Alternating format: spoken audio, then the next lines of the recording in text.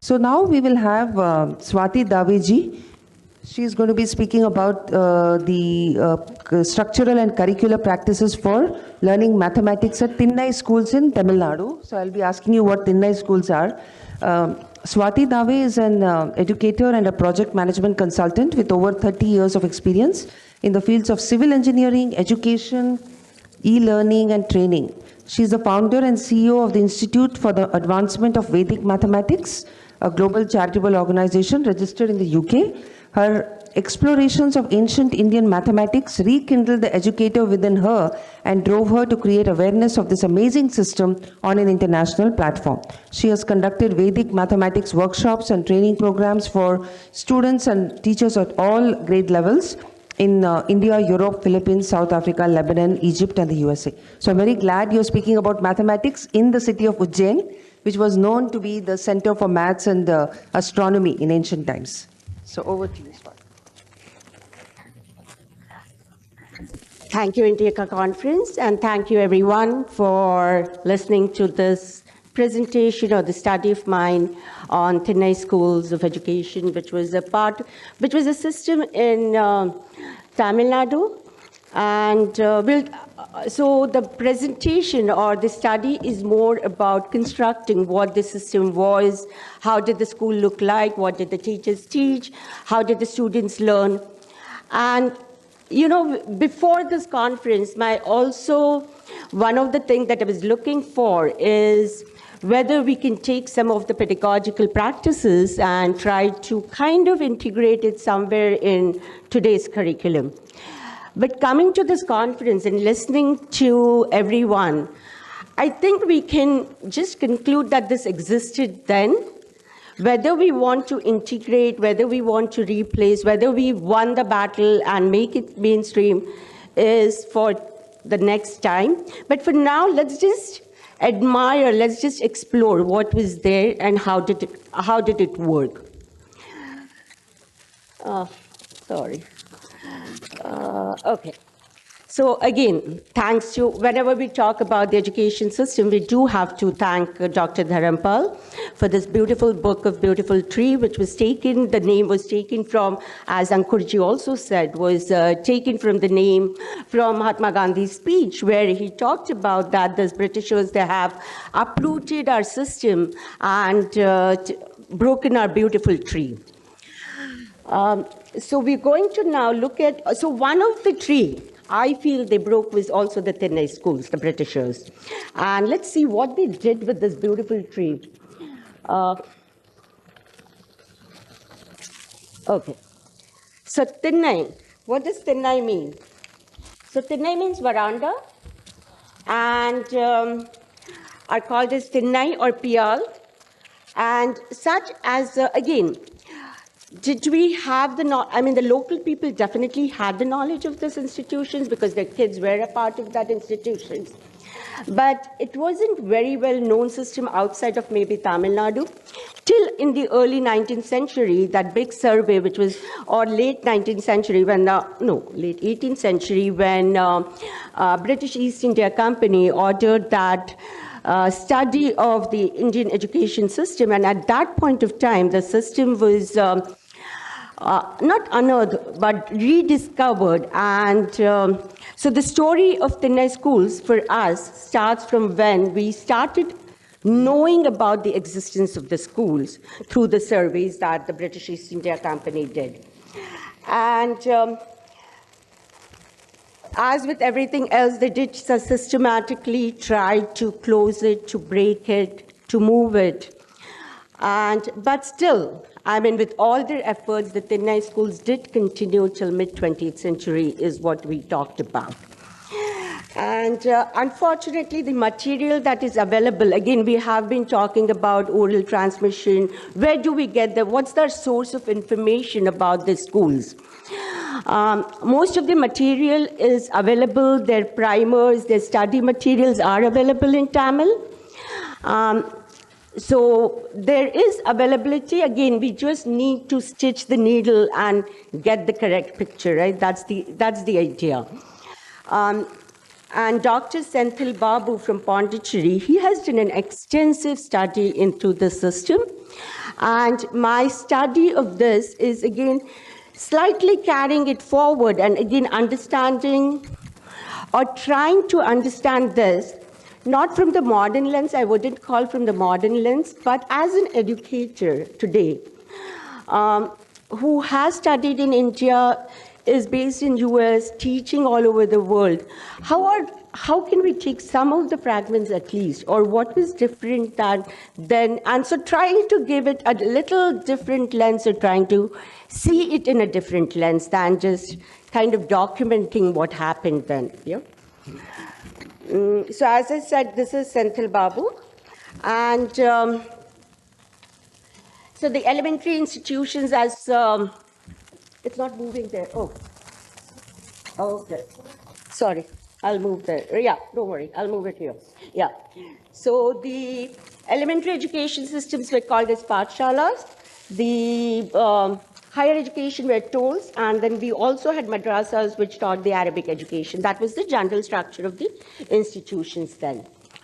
So the Tinnai schools were pathshalas, or were the elementary school of education. This is where again, we're talking about veranda schools because they were called as veranda schools.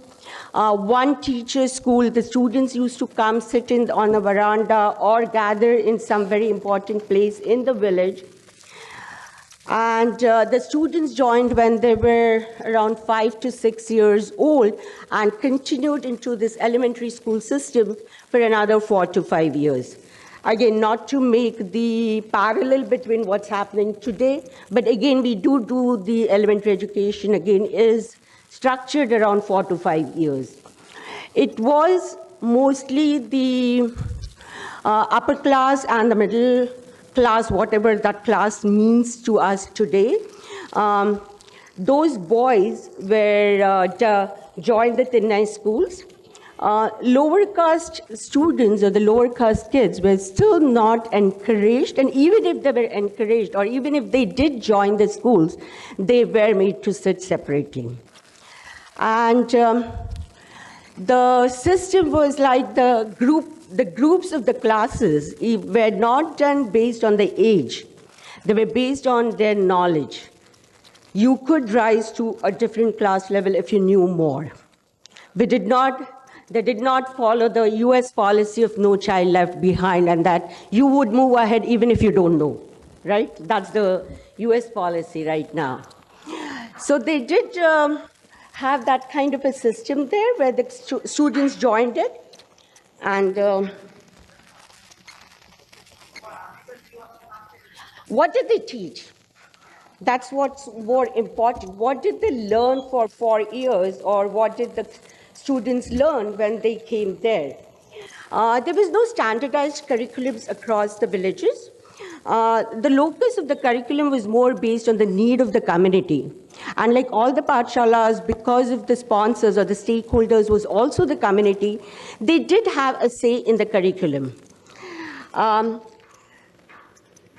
And not only the local need and the community need created the diversity in the curriculum, but also the knowledge of the teachers would create that diversity in the curriculum. Formally, they did learn Tamil alphabets and elementary language lessons, Tamil numerals and tables, elementary Tamil grammar, Tamil calendar, Tamil dictionaries, ballads, moral lessons, and forms of letter writing, and so on and so forth. Elementary bookkeeping related to agriculture, commercial accounts, everything. This was the general framework as we talk about. Sorry.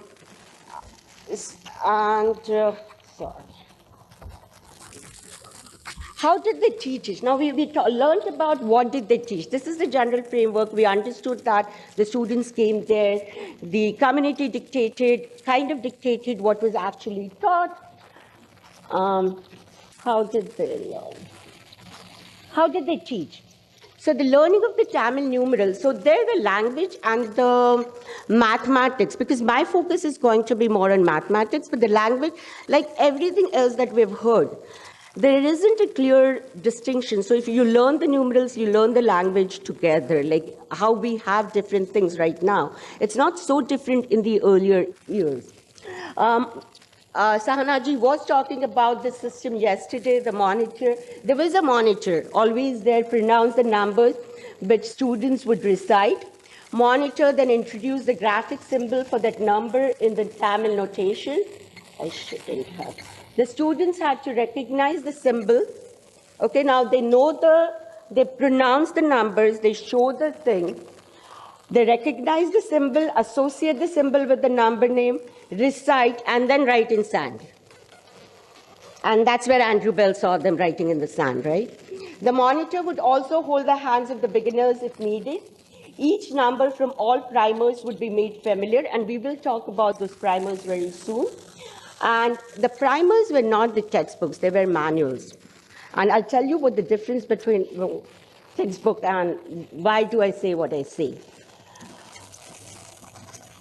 And each student would create his own manual. And what's the typical day look like? So morning again, I wouldn't say the knowledge that we get is through the oral transmission. That's the reason there is a little discrepancy in the general timing of when. So some people said that they came early in the morning and then they stayed there till evening. Some people said they came after 9 o'clock. So there may be a little discrepancy in between that framework. Again, we're looking at what generally they did and what generally did they do the entire day. They came in the morning. The morning sessions were more for memorizing the primers, practicing the sessions. The afternoon sessions were teacher-led class, applying the meanings for the words memorized, and the word problems were put at that point of time. The learning also happened after the school because there was a concept of homework, or there was a concept of giving a problem-solving question, which the students took home. And then that is where the community would come together to solve that problem. It happened outside of the school in an entirely non-institutional context where the elderly and the parents were involved in the process. And the next morning, the answers were again discussed and the day again started. This is how the typical day did look like.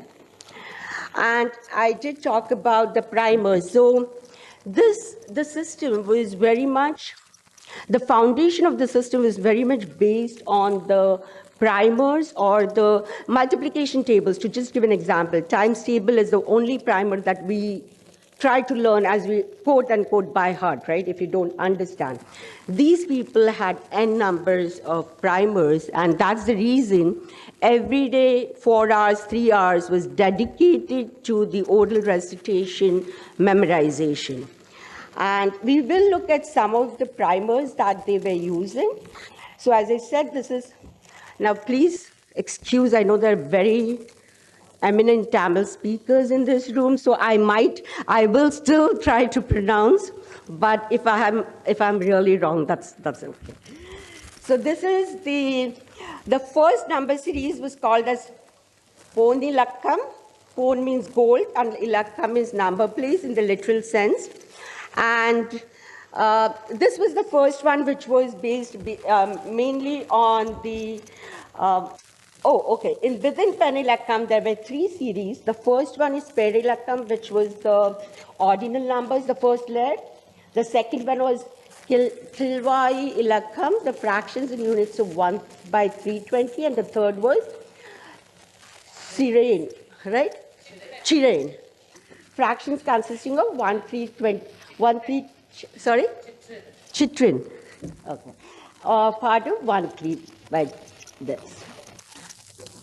So this is the first layer that Perilakkam I was talking about. These are simple ordinary numbers, ordinal numbers 1 to 100, 1 to 1,000, and represented by 12 letters, 1 to 10, 100, and 1,000. The second one is Thirvailakam. And here now we are getting into the fractions. So it begins with the 3/20th part, successively adding at each step of 1 by 320 up till 1.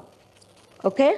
And the names to this, cannot see, right? Any reason why they chose 320? 1 by 320, I have not been able to, but there is some significance to this, which I'm still searching a very logical answer to this. What I'm going to do is, can you see this? Yeah. Okay. Sorry? Sorry, what was the answer? Maybe we'll give a mic later. No, and- no, not 360 is not that. Yeah, the light is kind of giving that. And those names that Munitri, Kani, and those names also were used as the fractions like every day. So the kids were not like learning something in the school which they couldn't practice in the real life. I think 3 by 20 is also something to do with halving, and we'll talk about that, I'll just say. So Munitri, Kani, and Ma are the basic units, and were also the units of the land measures. And all the standard fractions could be expressed in the another fractions, right? And that was the reason. This was the second one. And the third one, you go more deep. Okay, this one is, so I tried to reconstruct what was happening there, and I found that there was a pattern of making it half and half, like 1 by 320, 1 by 160, 80, 40, 20. So the original was Munitri, and then you keep on halving it. Then you go to 1 by 16, keep on halving it, 3, 4, 3 by 20. So I did try to find some patterns to it, but they really must have had some system there, right? And then the students memorized not only this fraction table, but also conversion, like what we do. How much is 1 centimeter equal to in decimeters? How much is that equal to the other thing and everything? And the meanings in the naming terms were also kind of like Arai Kal is half of Kal, Arai Kani is half of Kani. So if you know one, you could deduct other. So memorization was helped by making it very relevant to what they required or what they needed. And the third layer is this one, where now we are multiplying 1 by 320 times 1 by 320 at every step. Yeah? And again, the same pattern. And then comes the second primer, which is Neli Lakam. And this primer dealt with volumetric or cubic measures. And the basic unit of measure, Shiva2, is added successfully again till you obtain the highest one, which is Kala. And then you will find the standard units of measure there. Did I miss one? Neli Lakam. And then comes the multiplication table book. I think multiplication table book can itself make one complete presentation.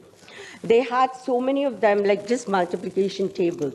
So this was the simpler one. The table book one was multiplication tables of 1, 2, up to 10. Yeah? And at the bottom, I don't know, you're not able to see, there was a mnemonic there, and which would give the sum total of all the numbers there. Yeah? And the table book 2, tables dealing with multiplications of whole 100 numbers, which was our Peri Lakam. Each number is multiplied by all the numbers in the next one. Yeah? Which was whole numbers in each standard fraction from this, Kilwai Lakam. So I just tried to see how many primers, how many tables they're learning. There is 16 times 28, so there itself there is 448 tables, right? Then now you go to the next one. So this, I just tried to construct one for Munitri, like taking one unit and multiplying by everything. Table book 3 was now all the fractions are multiplied by all the fractions, right? So we have another 256 tables there. This is table book 3. Table book 4 was, now we come to the Neli Lakam, which was the grain measures.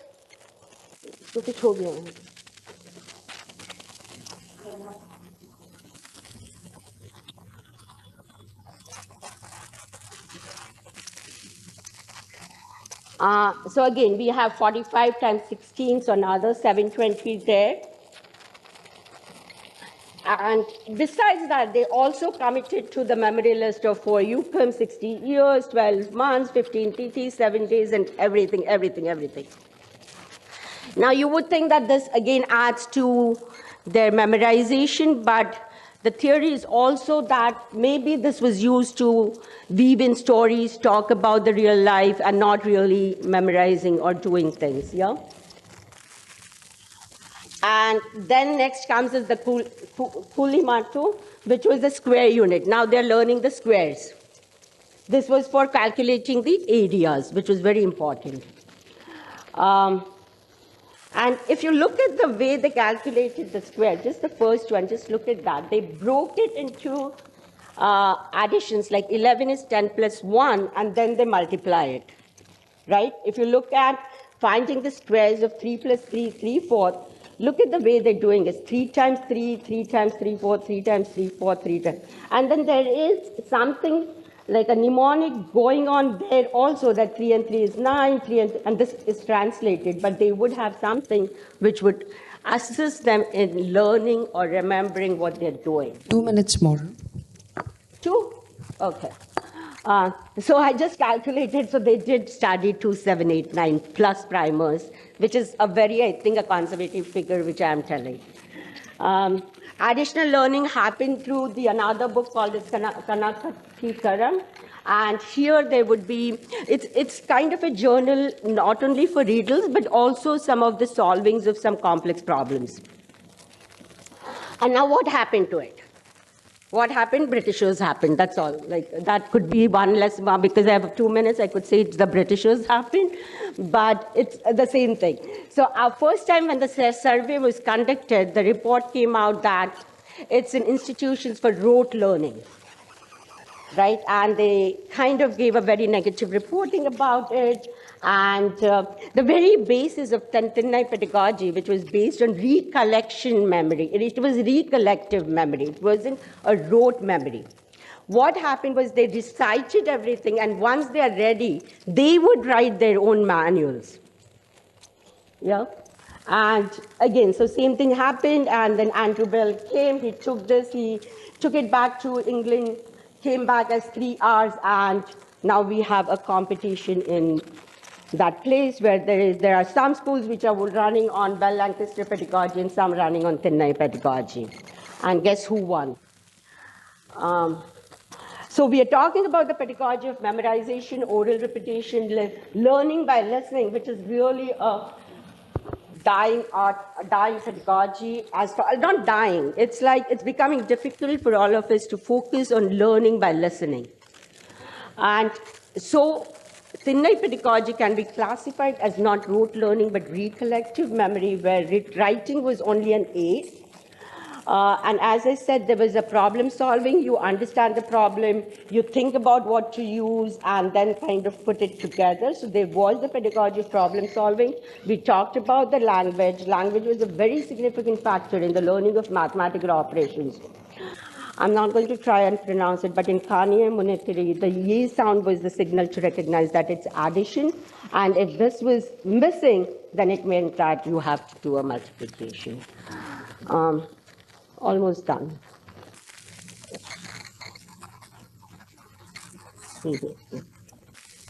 And yesterday we were talking about what were the other regional practices.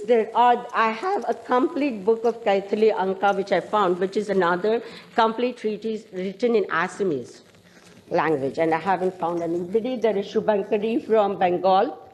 And yesterday, Sahana was also asking about, like, is there a thing that okay. Is there anything that is in everyday life? Now, if you look at this thing, so the wife was not allowed to take the husband's name, but I think her husband's name was Shet, which is 60, so she would say it in a complete riddle form. Tindiro, diye, biro, it's in Bengali.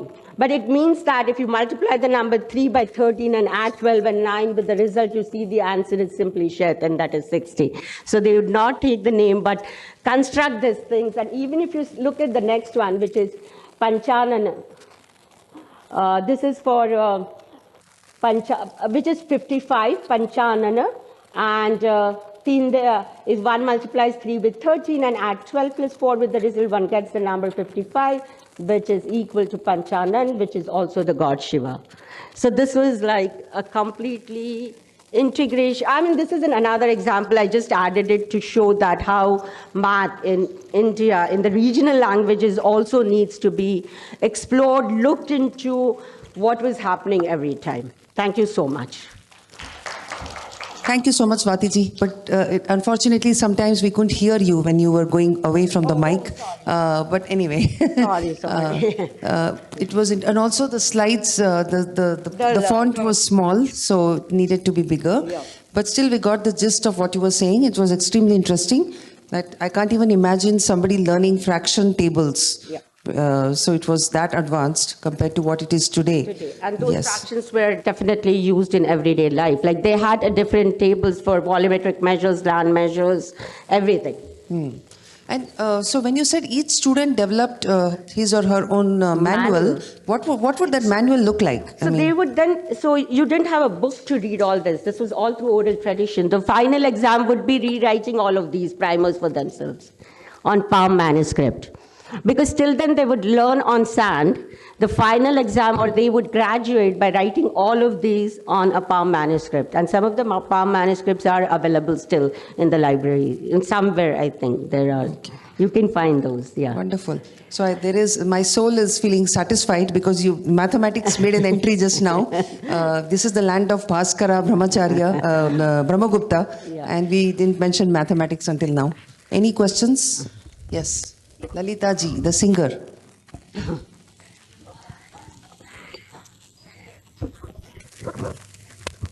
One is a question and the other is a request for further research. The question, there was a slide where you were talking about Tamil scripts and numericals, where you were saying that, you know, every letter in the alphabet was assigned a value. Were you saying that? I didn't No, there were understand. only 12 letters, and 12 letters constituted all the numerals. Oh, lovely. This is so much like your Bhuta Sankhya, Katapayati Sankhya, and so Yeah, on. yeah. This is so wonderful. The second is, I realized that, you know, when you look at, for example, Leelavati, Yeah, because yeah, ma'am was exactly. mentioning Yeah. Bhaskaracharya and so on. You have the Parikarma, it begins with Parikarma Ashtakam, where you talk about the 8 basic mathematical operations. Correct. Multiplication, addition, subtraction, division, and square, square root, cube root, and so on. And then you have Shredhi Vyavahara, Mishra Vyavahara, etc. All other mathematical operations required for estimating the fractions, percentage of elements in an alloy, or measuring grains, volume. Measuring gold. Yes. Everything was different. This like- is so wonderful. I mean, we should be able to do classical versus indigenous mathematics comparison. So, I mean, very fascinating. Thank you. So, this was a wonderful. Could you please share the PDF or Yes, something? absolutely, absolutely. Thank you. Thank you. That's all. Algebra. Did they have anything? Did they study algebra? They did not, because this was elementary school that we're talking about at that level. But the book that I talked about, Kanikattakaram, they did have some riddles and some methodologies or some rules, algorithms of solving some complex problems in algebra. I'll share that with you. Yeah, definitely. Sorry? Yeah. And this is just, you have studied Tamil Nadu, but do you see something like this in the other neighboring? Yeah. So that was the book I have not, but I have read some of the papers in what I was talking about, the Assamese system of Kanthai, whatever that book was, or the Shubhankari method in Bengal. I don't know if they form a complete system like that, or was this just a mode of transportation, but I just need to look into more. But there is, again, as we know, that regional language.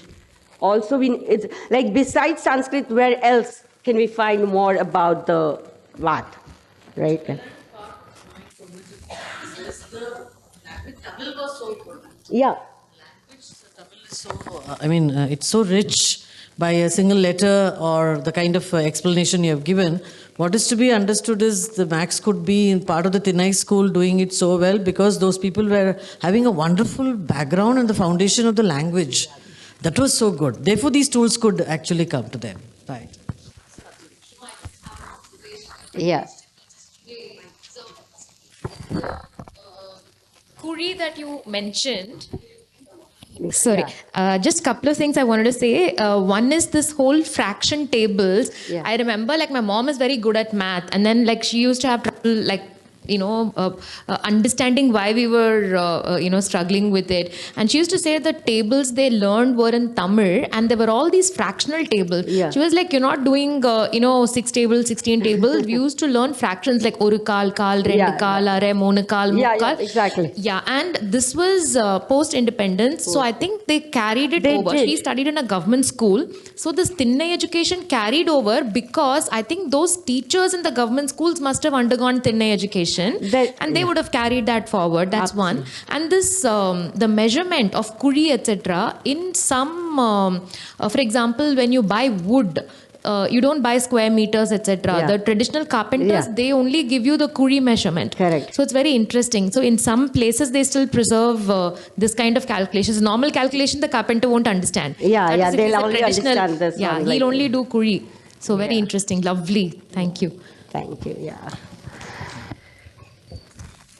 Yeah, some part of the system did carry forward because, again, the printing press had come, they did write it into the books, and unfortunately, that's where the recollective memory got changed into a rote memory, because now you have a book and you're like, 5 times 5 is 5, whatever, like, and you turn that oral listening and this into a rote memory, and that's where the change happened from listening and recollection to us getting into the rote memorization. So we used to get dumb questions like, 52 bananas somebody bought, and this. Real life, yeah. The real life, I think that's where I would really like to change the curriculum of today is getting, and when you say real life questions are not like a chimpanzee ate 15 bananas or I brought 52 bananas, right? But what is relevant for the school today? Because every student asks us the same question, why am I learning math? It has no, why do we teach this? So that's where it's very important. But again, this is all we can do. Thank you so much. Thank you. This was lovely, and I hope it's the starting point for more research in every region of India. We need to know all these things. Thank you so much. A round of applause to her again. Sorry. Okay, there's one more question for you.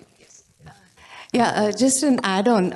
Wonderful, wonderful presentation. It reminded me of what I mentioned yesterday, that there was an 1887 publication, which was stories from Tamil Nadu, right, which are in English, translated into English. And one of the stories is about a set of merchants who get kidnapped by bandits, and they have their own secret language for the numbers and for calculations. So they pretend to do a song dance for the bandits, which actually is all about numbers and saying that we are 10, they are 6, this is how we can overcome them and this and that. And the bandits think it's a fun dance. Wow. And with those terminologies, they actually overpower the bandits and escape. So connection back to folklore. Yeah. That's very nice. Thank you. Wonderful Thank you. presentation. I think